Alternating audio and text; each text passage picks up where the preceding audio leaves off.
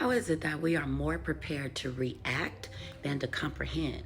It's becoming increasingly clear socially.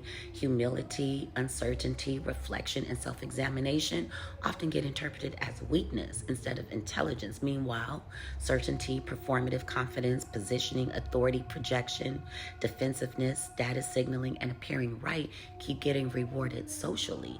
That matters because many people move through the world with enormous subjective certainty while possessing very little structural awareness of language, projection, hierarchy, conditioning, symbolism, institutional influence, historical framing, emotional bias, or inherited assumptions. People often relate to themselves as though they are the full measure of information. That is part of the instability, especially now.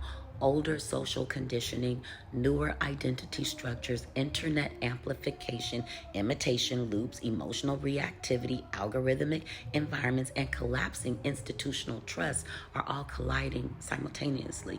The result is a culture where reaction increasingly replaces reflection. Everything becomes performance, certainty, projection, speed, identity defense, symbolic teams, and emotional discharge. Meanwhile, actual observation keeps disappearing. People project constantly onto screens, comments, politics, gender, race, relationships, strangers, and identity labels. Everybody becomes an extension of somebody else's emotional state.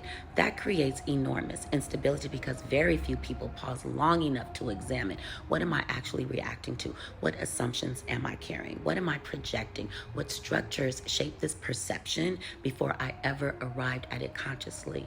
And that matters because communication ain't simply speaking. Communication also requires receiving, processing, reflecting, clarifying, and responding consciously. A lot of people genuinely have room to grow there, not because people are inherently bad.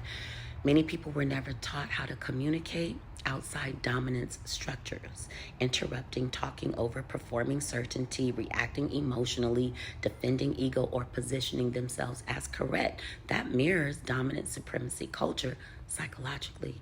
Dominant psychology rewards appearing superior. Reflection slows things down. Humility slows things down.